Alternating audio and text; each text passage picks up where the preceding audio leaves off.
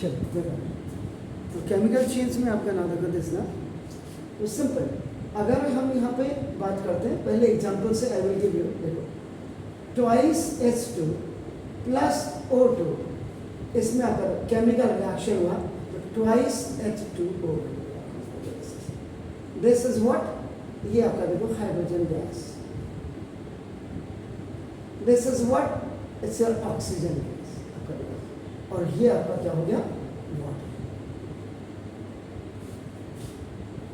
तो this is the original, ये पूरा अगर आप देखेंगे तो ये ओरिजिनल है आपका, एंड इसके बाद ये आपका न्यू है, आपका ओरिजिनल और new both are different with different chemical properties.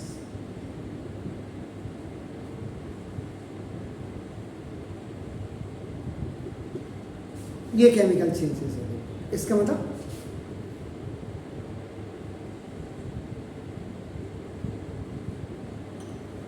Definition आप लिखेंगे तो ना देखो this, it is a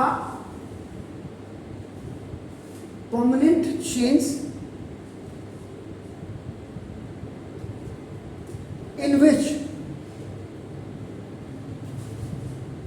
the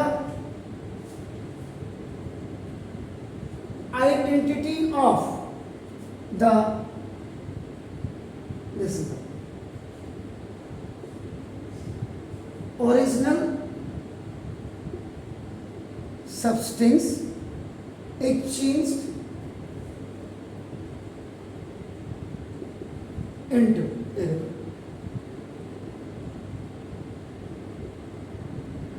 new substance आपको देखिए, और आप ये चेंज इनटू न्यू सब्सटेंस, ये आपका ओरिजिनल सब्सटेंस, इसकी जगह में भी आप लिख सकते हैं, और न्यू सब्सटेंस फॉर्म, नया सब्सटेंस आपका ये बन जाता है आपका नाम का दिस। तो दिस न्यू सब्सटेंस are या have different property from original one.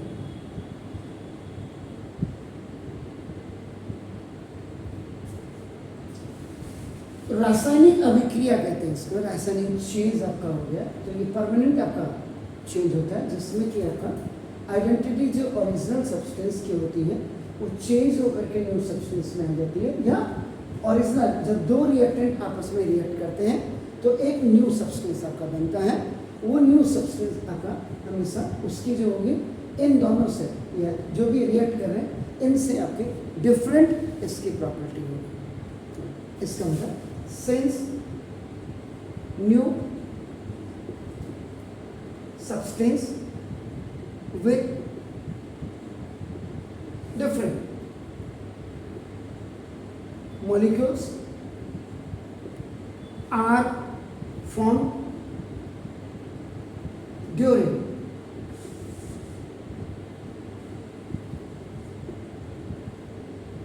chemical changes या केमिकल रिएक्शंस में लिखते हैं। बहुत डीप आपका ले जाएगा आपको नाउ देखो दिस इज, तो it is not easy to get back, it is not easy to get back, हो जाता है लेकिन इतना सरल नहीं है इसको वापस लाना back the original substance.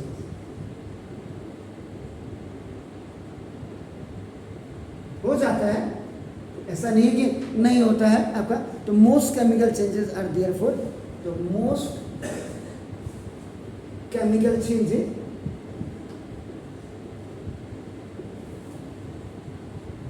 Are this permanent and irreversible, IR लिखो और इसके बाद रिवर्सिबल लिखो, तो ये आपका इरिवर्सिबल होता है। वैसे कई लोग जब मैंने ये इसको है, अगर जो इसको नहीं सर आपने ये गलत लिख दिया कहेंगे, क्योंकि कई इंटेलिजेंट हिंदुस्तान में बैठे हुए हैं। देखो ये वाटर लिया आपने, ये रिवर्सिबल बना करके भी दिखा रहा हूँ मैं, लेकिन ये कुछ में होता है, सब में नहीं होता।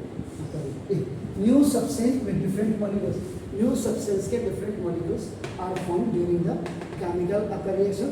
इट इज नॉट इजी आपका टू गेट दैट। ये करें यहाँ से, हालांकि इसमें इस केस में अगर आप देखेंगे ये हमने पानी लिया और इसमें आपका इलेक्ट्रिसिटी फ्लो कर दी, इलेक्ट्रिसिटी फ्लो किया तो ट्वाइस H2 और प्लस O2 में रिएक्ट करेंगे, फिर इक्विलिब्रियम। वो जो अगर आप देखेंगे ये जो केमिकल है ये आपका कॉम्बिनेशन केमिकल है, कंबाइन हो रहे हैं दो एलिमेंट, और ये आपका टूट गया, ब्रेक हो गया, ये आपका डीकम्पोजिशन है आपका रिएक्शन। मैंने सब्सटेंस, मैंने कंपाउंड इज ब्रिंगिंग अप, ये जब दो आपका एलिमेंट्स में आपका टूट जा रहा है तो डीकम्पोजिशन। अब ये आपकी केमिस्ट्री के हिसाब से है, लेकिन मेरे हिसाब से मुझे क्लियर करना है, आपको नहीं लिखना है, आपको तो ऐसे ही लिखना है। लेकिन जैसे ये है, यहाँ पे कई लोगों को आपत्ति हो सकती है जो इंटेलिजेंट बच्चे होते हैं कि सर आपने लिखा it is not easy to get back the original substance, sir क्यों नहीं होता है? लेकिन आप यहाँ पे वर्ड देखो, it is not easy to get back, ये लिखा हुआ है the original substance. Most chemical changes are, अधिकांशतः जो केमिकल चेंजेस होती है वो परमानेंट होती है और इरिवर्सिबल होती है। ये अगर आप देखेंगे इसको आप ऐसे भी बना सकते हो, ऐसे, और जब इसको ऐसे बनाएंगे तो ये रिवर्सिबल हो गया। ये जो साइन है देखो आपका, ये